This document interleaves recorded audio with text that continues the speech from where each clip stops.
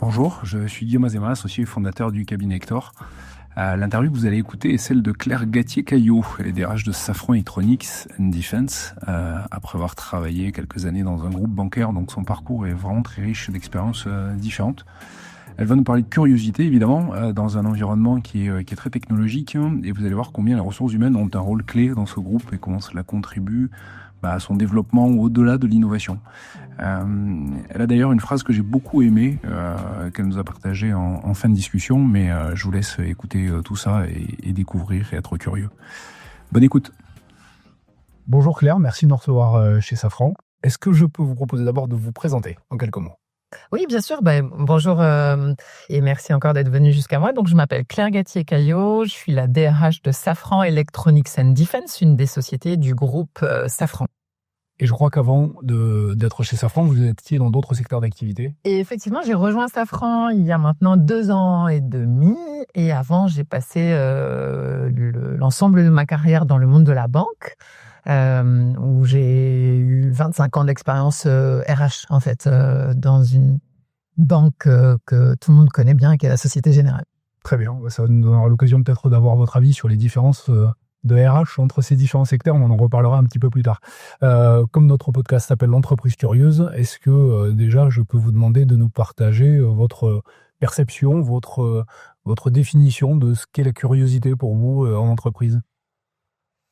Je sais pas si j'ai une définition. Après, peut-être que ce qui me vient de manière un peu spontanée quand on parle de curiosité, et notamment de curiosité en entreprise, c'est un peu le lien que je ferais entre la curiosité tout au long de la vie, c'est-à-dire au sens de la vie en général, personnelle ou professionnelle, et puis ce qu'on peut retrouver dans le monde de l'entreprise, ou nous, quand on devient des professionnels dans l'entreprise. Et en fait, je trouve que ce qui est assez intéressant, c'est que la curiosité, quand on grandit en tant que personne, elle est très tournée vers soi. Je pense à des petits qui ont envie de pousser la porte de la maison pour aller voir dehors, ou aller au-delà du jardin pour aller voir ce qui s'y passe, ou quand on grandit pour aller voir un autre pays, etc.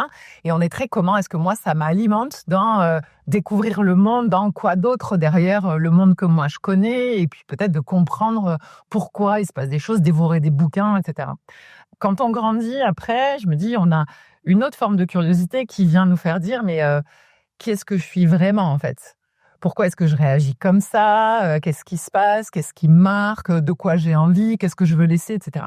Quand on bascule dans l'entreprise, je trouve qu'il y a une forme de curiosité qui est plus à mon service à moi, mais plutôt au service de l'autre, des autres, de la mission un peu plus grande dans laquelle je suis investie, ou du monde qui m'entoure. Et c'est comme ça peut-être que je ferais la différence entre la curiosité dans l'entreprise par rapport à la curiosité au sens large. Ok. Voilà, c'est peut-être ma manière un peu spontanée comme ça de regarder le sujet. Parfait.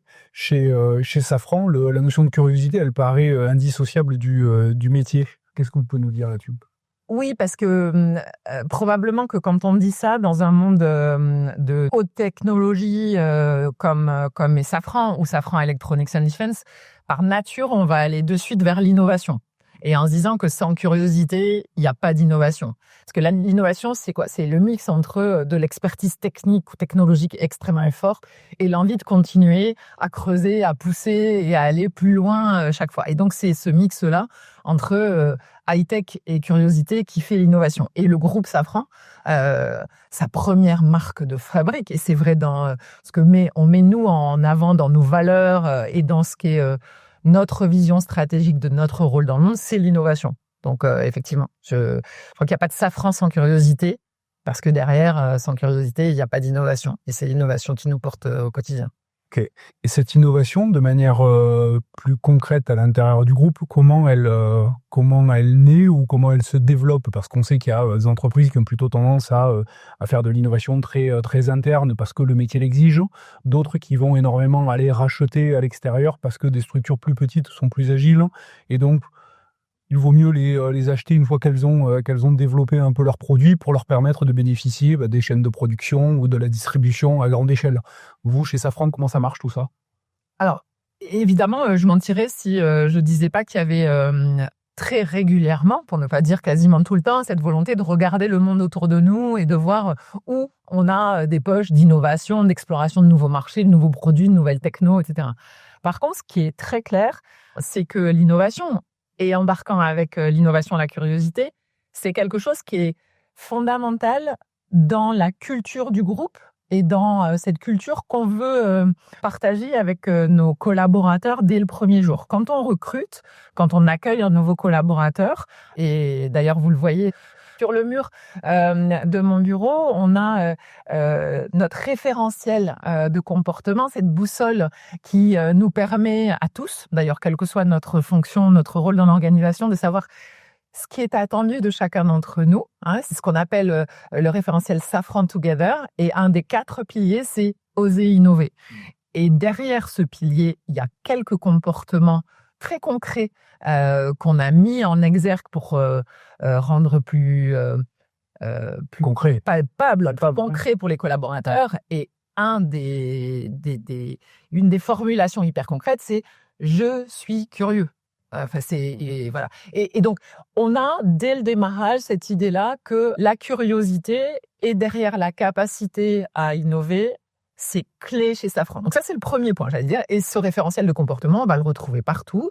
On le retrouve dans la manière de parler du groupe. On va le retrouver dans la manière dont on raconte le groupe aussi à l'extérieur, dans notre marque employeur. Et puis, on va le retrouver dans l'évaluation de la performance. Oui, Chaque année, on évalue la performance à travers des objectifs qui ont été fixés. Et on évalue aussi la manière dont les collaborateurs agissent et se comportent au fil de l'année pour obtenir ces résultats ou pour contribuer plus globalement à l'activité de l'entreprise à travers ces piliers qui sont, entre autres, oser innover, mais aussi réussir ensemble, favoriser un environnement de confiance, etc.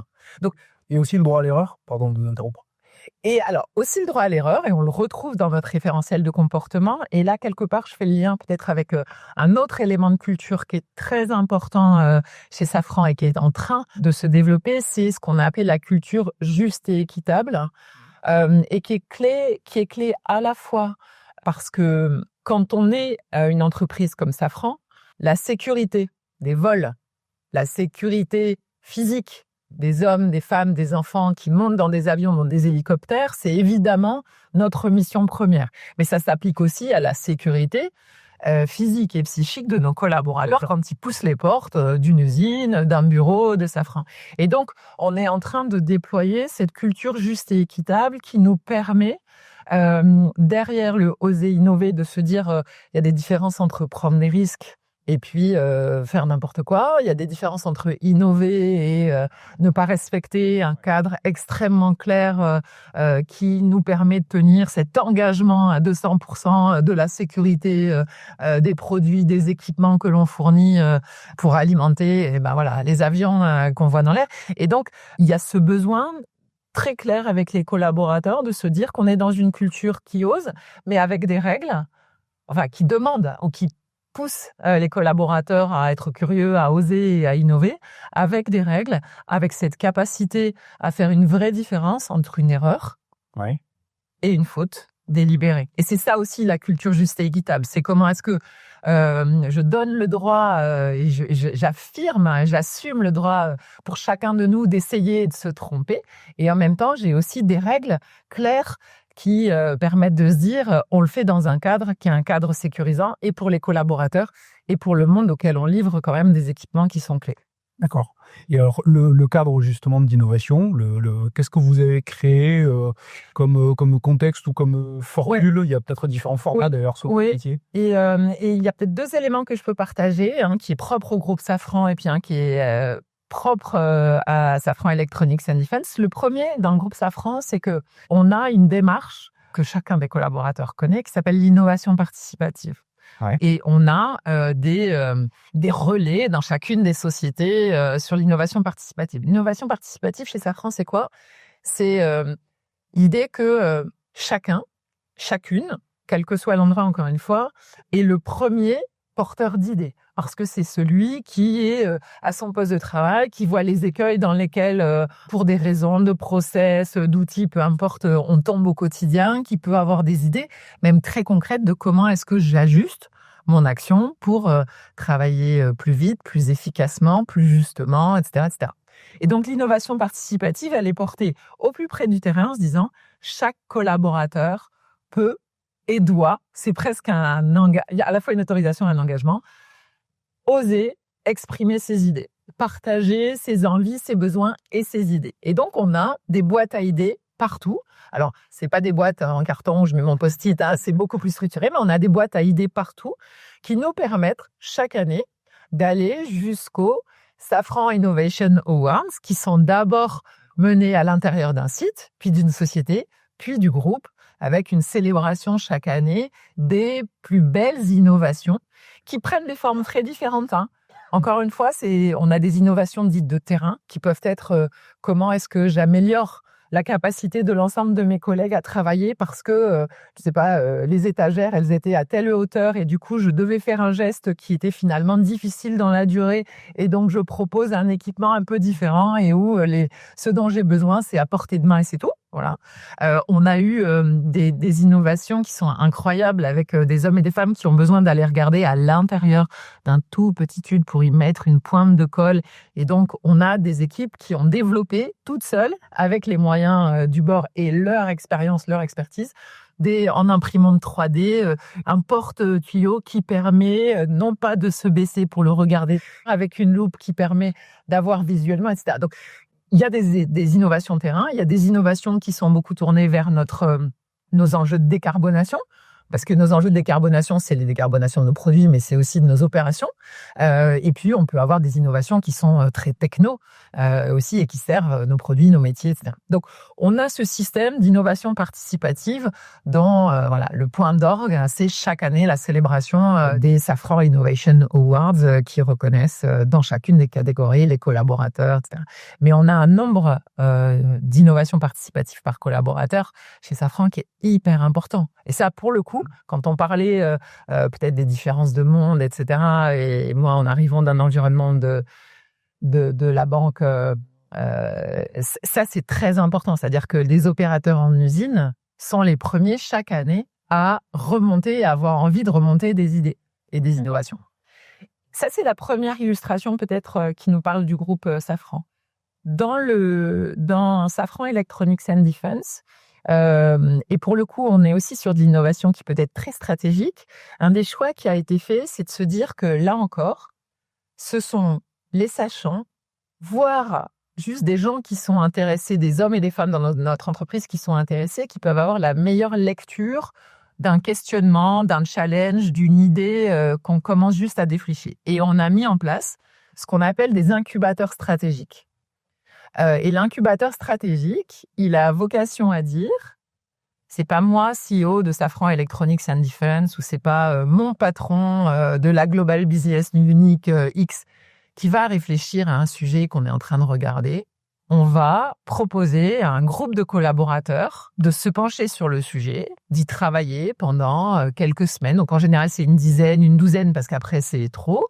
Probablement, ça dépend des sujets, mais très différents les uns des autres pour avoir la vision la plus riche, la plus diverse possible en fonction de leurs activités, du pays dans lequel ils opèrent, de la structure dans laquelle ils sont, de venir réfléchir et de venir présenter au comité exécutif les résultats de cet incubateur. Je vais prendre un exemple très RH.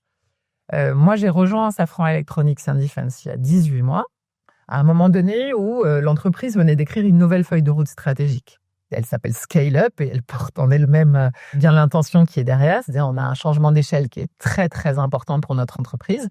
Et l'idée, c'est comment est-ce que moi, avec cette feuille de route stratégique pour l'entreprise, je pouvais écrire ma feuille de route RH, ma feuille de route People. Le choix qu'on a fait, c'est plutôt de se dire, la nouvelle DRH, elle a un avis, ou à la limite, elle bosse avec son équipe de direction. On est allé proposer à une douzaine de collaborateurs du groupe dans plusieurs pays différents, parce qu'on a aussi cet enjeu-là d'internationalisation. Donc, on a eu des collaborateurs en France, mais aussi des collaborateurs aux États-Unis, au Maroc, dans d'autres pays d'Europe, etc. Des ingénieurs, des collaborateurs des fonctions support, du monde des opérations, de venir travailler avec nous. Et d'abord, eux, avec une question qui était, vous connaissez la feuille de route stratégique du groupe. qu'est-ce qui va faire, selon vous, qu'on va réussir en tant qu'entreprise en fonction de ce que peuvent être les enjeux du monde qui nous entoure, les évolutions d'attente des nouvelles générations, la réalité de l'entreprise que vous connaissez et ce qu'il vous semble clé d'un point de vue humain à mettre en place pour réussir. Ils ont planché pendant 3 mois. Mon rôle, c'était juste un rôle de sponsor. Pas du tout un rôle d'apporteur de fonds, etc., etc. Ils ont planché pendant 3 mois. Ils sont venus en me disant, voilà notre vision de collaborateurs du groupe, mais aussi d'hommes et de femmes dans cette société, partout dans le monde. Et voilà ce qui nous semble clé. Et on est allé sur le terrain de la culture managériale, sur le terrain de la gestion de nos talents partout dans le monde, sur le terrain du sens donné à la mission et donc de la responsabilité sociétale de l'entreprise. Et on a pris la matière donnée par cet incubateur pour travailler notre feuille de route RH, mais avec ce parti pris que, c'est aussi un élément de curiosité, c'est-à-dire que c'est d'abord écouter nos collaborateurs qui nous permet de comprendre vraiment ce qui va être important pour eux aujourd'hui dès demain. Et 2, du coup, on est plus riche en ayant la vision d'une équipe de collaborateurs, puis derrière la vision d'une équipe de RH dont c'est le métier, et puis ensuite la vision d'une équipe de dirigeants qui porte la vision d'entreprise. Et on a mixé tout ça. On l'a secoué et on a écrit notre feuille de route People. Mais ce qui est hyper important, c'est qu'on a démarré avec un incubateur stratégique. D'accord. Voilà. Souvent dans les entreprises, quand on a des nouvelles idées comme ça qui rentrent, elles viennent un peu perturber le business d'origine, j'allais dire les modes de fonctionnement d'origine. Comment, c'est peut-être pas évident comme question, mais comment vous faites pour que ces idées, elles viennent et elles prennent bien leur place, voire même elles arrivent à, quand c'est nécessaire, remplacer peut-être des modes de fonctionnement qui existaient depuis longtemps. Ouais. Je pense qu'il y a 2 éléments. Le premier, c'est que le deal est très clair. Ouais. C'est-à-dire qu'ils puissent se mobiliser, qu'ils puissent mettre toute leur énergie, leurs idées, leurs réflexions au service de la question qui leur est posée, qui est souvent une question très ouverte. On n'est pas dans quelle sera la stratégie pour aller sur le marché X, etc. Donc on a envie de ça, on leur dit, et en même temps on leur dit que derrière, on va confronter la matière avec la réalité des contraintes de l'entreprise ou des contraintes plus globales des marchés dont on parle, etc., etc. Donc, ils savent que, par définition, on écoutera, on prendra en compte et que on ajustera aussi en fonction de la réalité, parfois aussi de ce que sont les contraintes financières qui vont avec, etc. Puisque l'objectif, ça n'est pas de contraindre au départ, mais d'avoir un deal clair qui dit, bien sûr, derrière, on confrontera la matière qui va sortir de votre réflexion avec la réalité de l'entreprise. Donc, je pense que déjà, il y a quelque chose, de deal très clair qui sait que c'est pas parce qu'on prendra pas tout tel que ça arrive, que ça sera pas entendu et que ça n'aura pas à alimenter la réflexion.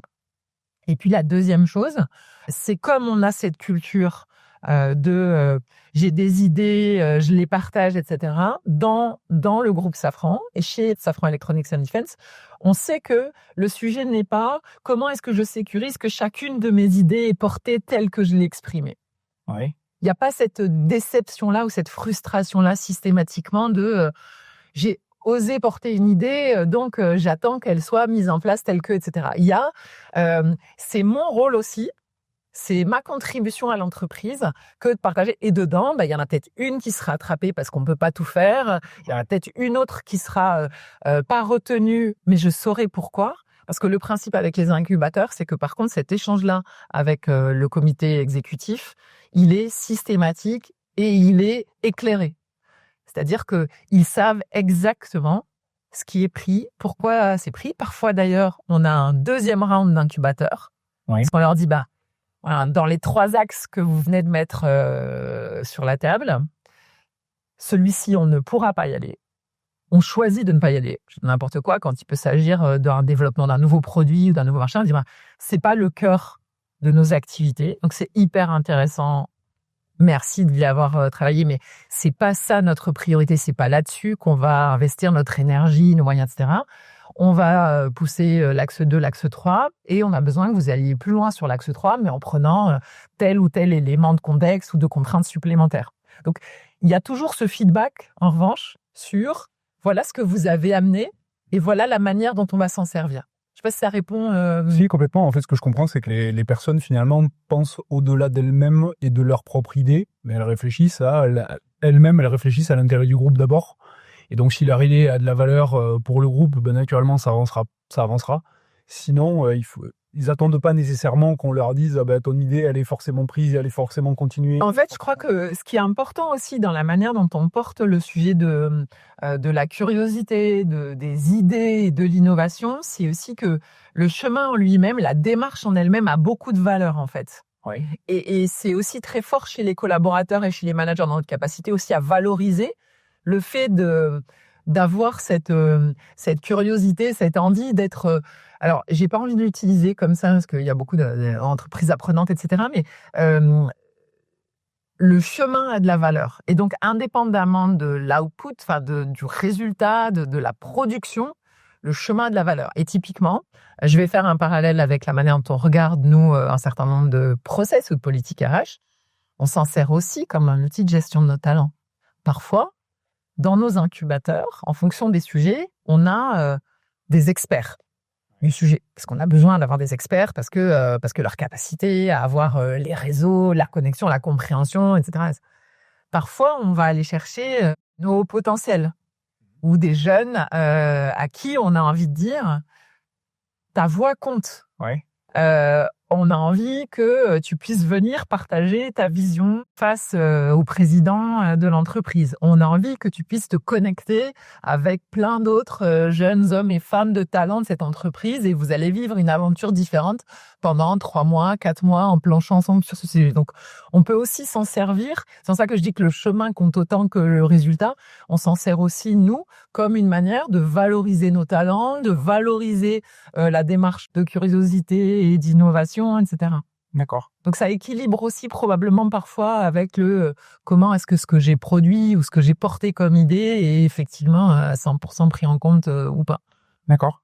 C'est le moment d'avoir votre avis sur les différences, sans dire ce qui est mieux ou moins bien, mais entre finalement les secteurs d'activité que vous avez vus, parce que ce ne sont pas les mêmes métiers en fait, faut avoir un talent. Est-ce que vous constatez des différences entre la manière dont la curiosité, elle existe, elle vit à l'intérieur de ces différents secteurs? Alors, je vais dire, pour moi, il y a à la fois des différences et aussi beaucoup d'approches similaires ou de points communs.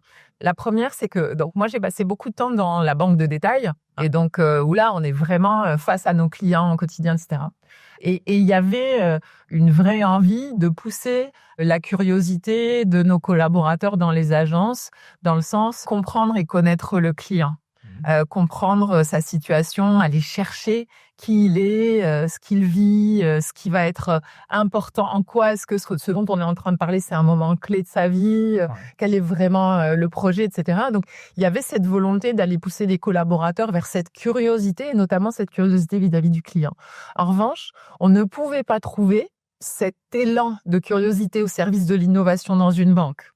Parce que pour le coup, l'activité, et c'est vrai en banque de détail, c'est vrai dans plein d'autres activités de la banque, pour le coup, le cadre, et notamment le cadre de conformité est tel, on n'a pas besoin et on craindrait trop d'innovation individuelle dans les activités bancaires. Donc, il y avait cette curiosité-là vers le client qui nous permet, et en fonction des services marketing, de se dire c'est quoi demain le besoin du client, etc., en vision long terme. Mais donc, que ce soit du très court terme opérationnel quand le client pousse la porte de l'agence ou que ce soit dans ma réflexion de quels vont être les besoins, les attentes du client dans 10 ans, dans 20 ans, dans 30 ans. Donc, on avait cette curiosité vers le monde extérieur, vers les nouvelles technologies, l'impact sur nos métiers et le client, mais beaucoup moins cette force d'innovation qui fait dire comment est-ce qu'on pousse toujours les limites de la technologie, de nos outils, de nos machines et du coup de nos produits au service, quel qu'il soit d'ailleurs, de l'aéronautique, du spatial, etc. Donc je trouve que c'est une des vraies différences en tout cas dans ce que je sens. Et donc, cette culture très forte de l'innovation, on la sent de manière très différente, incarnée chez Safran que ce que je pouvais sentir dans la banque où la maîtrise des risques, la culture risque était extrêmement importante, notamment au regard des sujets de conformité, par exemple. Bien sûr. D'accord. On a commencé à aborder le sujet de nouvelles technologies. En ce moment, parler de curiosité, ça implique de parler d'intelligence artificielle. D'abord aujourd'hui, qu'est-ce que c'est l'intelligence artificielle quand on est dans un univers comme le vôtre chez Safran? Et quelque part, vous, d'un point de vue RH, comment vous voyez évoluer le travail au sens large, les relations entre les gens, les relations entre les collaborateurs et leurs managers, quelle est votre vision des choses sur tout ça? Alors, si déjà on se dit qu'est-ce que ça veut dire, ou à quoi ressemble l'intelligence artificielle chez Safran, c'est difficile à dire.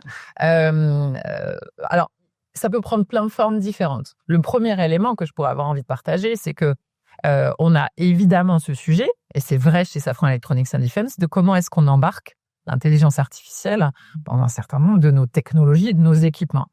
Et d'ailleurs, l'année dernière, nous ont rejoint quelques centaines de collaborateurs d'une entreprise qui s'appelait Préligence et qui aujourd'hui est devenue Safran AI et qui est notre cœur d'intelligence artificielle au service de nos clients et notamment au service de la défense dans un certain nombre d'activités, notamment l'imagerie en fait et la capacité à exploiter des milliers d'images extrêmement rapidement, de manière extrêmement précise, etc. Donc, on a évidemment ce sujet de comment l'intelligence artificielle va nous permettre d'aller plus loin en termes de capacité à servir les besoins de nos clients. Et c'est pas que vrai dans la défense, c'est vrai d'une manière générale. La deuxième peut-être forme de réponse, c'est qu'au-delà de nos produits et nos services à destination des clients, il y a aussi la manière dont on s'en sert dans nos opérations, quelles qu'elles soient d'ailleurs, et nos activités. Et donc, on a ce sujet-là de déploiement des usages de l'intelligence artificielle. Et c'est vrai dans les fonctions RH comme dans nos fonctions d'opération, de supply chain, etc. Et l'idée étant de se dire comment est-ce qu'on arrive le plus facilement possible à avoir des use cases qui, encore une fois, rentrent dans un cadre de sécurité des vols, des personnes qui ne pourra et qui ne sera jamais négociable et dépassé. Mais il y a ce deuxième niveau qui est comment est-ce que dans nos manières d'agir, dans nos activités, on arrive à intégrer l'intelligence artificielle. Si je prends la RH, on est en train de regarder, alors à différents niveaux, au niveau du groupe et puis au niveau de Safran Electronics and Defense, comment est-ce qu'on peut nous gagner en efficacité, en fluidité dans les services qu'on rend, dans la manière dont on accompagne nos collaborateurs, nos managers, ou dans nous, notre manière de travailler. On est en train de développer un chatbot RH à l'usage des équipes RH pour faciliter la capacité à récupérer des informations qui sont parfois, on a nous des conventions collectives par exemple en France qui sont pas les mêmes, on a des accords qui ne sont pas les mêmes en fonction d'une filiale et d'une autre. Donc comment est-ce qu'on arrive à obtenir des informations qu'on mettrait un temps fou à obtenir si on n'utilisait pas par exemple notre chatbot RH. Donc on est en train de développer ce type d'usage. On est en train aussi de travailler à comment est-ce que on est capable de se servir beaucoup mieux des informations qu'on a de la part, par exemple, de nos collaborateurs. On fait systématiquement, quand on a des collaborateurs qui nous quittent, un entretien de départ qui nous permet d'accompagner le collaborateur jusqu'à la porte. Et on a plein de collaborateurs qui partent dans de très bonnes conditions. Enfin, c'est la plupart. Et d'ailleurs, il y en a aussi qui reviennent. Et c'est notre objectif. Mais par contre, on a des informations qui sont extrêmement intéressantes, quelles qu'elles soient en fait. Qu'elle nous donne des éléments de positionnement par rapport à nos sujets de comp and ben, qu'elle nous parle de l'envie d'aller vivre dans une autre ville et quand nous, on réfléchit au développement de l'entreprise, quel est le bon bassin d'emploi, etc. Et aujourd'hui, l'exploitation, elle est très manuelle de ces informations-là. Donc, on est aussi en train de regarder comment l'intelligence artificielle peut nous aider à utiliser la matière qu'on a de manière un peu différente. Donc, il y a plein de cas d'usage. Après, il y a aussi des outils.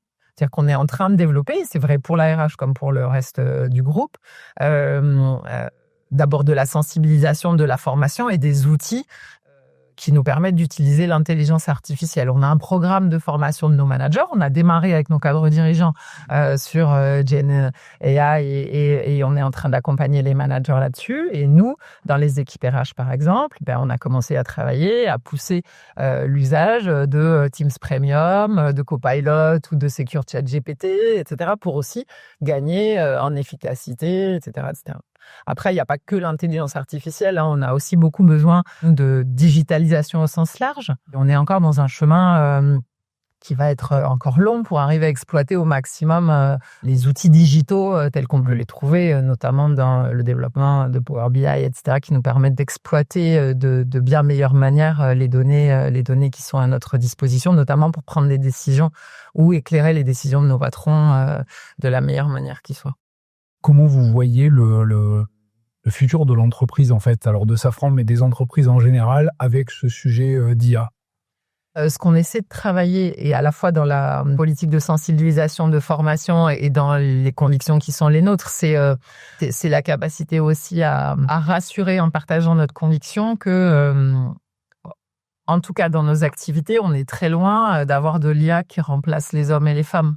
En revanche, c'est comment est-ce que ça vient augmenter notre efficacité et comment, quand on gagne du temps à gauche, on est capable de le mobiliser à droite. Et c'est exactement ça le sujet de la RH. Ouais. Si je passe moins de temps à exploiter des tableurs Excel, et du coup, je peux devenir un vrai business partner qui n'est pas dans son bureau, mais qui est sur le terrain, dans les plateaux d'une usine ou d'un site de R&D. Et c'est vraiment ça la manière dont on le regarde et dont on en parle. Après, on a un autre sujet qui nous permet aussi de rassurer, c'est de travailler. On a lancé un plan dans le cadre de notre feuille de route People dont je parlais tout à l'heure, tout un plan d'action sur les compétences de demain, pour essayer de regarder, du coup, quelles sont les compétences qu'on a besoin de continuer à développer, quelles sont celles qu'il faut développer et comment est-ce qu'on construit les plans d'action RH qui vont bien. Et donc, dans cette capacité aussi à travailler sur les plans de développement des compétences qui nous permettent d'aller vers ces compétences de demain, on est dans une démarche qui montre que le sujet, ça n'est pas de se dire qu'on n'est plus au bon endroit ou qu'on n'a pas, mais juste comment est-ce que tous ensemble, en embarquant l'ensemble des collaborateurs, on arrive à avancer en intégrant ce qui est en train de se passer, en l'accueillant plutôt que de le craindre ou de se contracter et d'attendre que ça nous percute avec un impact qui sera un peu différent. Donc on essaye aussi à travers ce plan ce travail de projection des compétences et de partage de la manière dont on avance sur le plan externe, de rassurer aussi un peu tout le monde, parce qu'il y a forcément un peu d'inquiétude sur la manière dont l'entreprise, en tout cas, s'engage dans cette dynamique-là. Très bien. Merci beaucoup. Peut-être une recommandation ou une question à poser pour justement continuer de développer ce sujet entreprise curieuse ou une personne à rencontrer, je ne sais pas, une suggestion. Je peux réfléchir à une personne à rencontrer. J'ai pas forcément là l'idée magique en tête. Il y en a plein, mais vous en avez sûrement une liste très longue. Après, moi, je sais pas si c'est une suggestion, mais j'ai envie de partager avec vous quelque chose qu'on m'a dit un jour et qui m'a marqué et que je continue de partager et qui, je trouve, alimente vraiment ce sujet de la curiosité. J'ai été un peu percutée un jour par un manager qui m'inspire toujours beaucoup et qui me dit, Claire, quand tu passes de l'obsession de convaincre à l'obsession de comprendre, alors tout change. Je sais pas si j'ai encore le post-it, mais je l'ai systématiquement et je m'en sers, alors en tant que manager, en tant que DRH, hyper souvent. Parce qu'on est vraiment dans l'illustration de cette curiosité de se dire de quoi l'autre a besoin, qu'est-ce que le monde est en train de me dire, qu'est-ce que le monde est en train de vivre et comment je m'inscris là-dedans. Et je trouve que dans nos environnements professionnels, qui sont souvent très durs, avec de la pression, etc., ce besoin de convaincre, encore plus quand on est un patron, il est extrêmement fort. Et cette bascule-là, mais je trouve que c'est vraiment quelque chose qui illustre assez bien la discussion qu'on a eue ou toutes les réflexions qu'on peut porter autour de la curiosité dans l'entreprise. C'est effectivement un mantra extrêmement intéressant et puis qui dépasse le cadre où la curiosité, c'est l'innovation et du business, mais c'est un mantra sur les curiosités autour des gens et donc des ressources humaines et donc de tous les collaborateurs qu'il y a dans l'entreprise. Merci beaucoup et puis preneur de votre prochaine reco aussi, mais merci pour ce moment. Ça marche. Merci à cette interview. Merci beaucoup.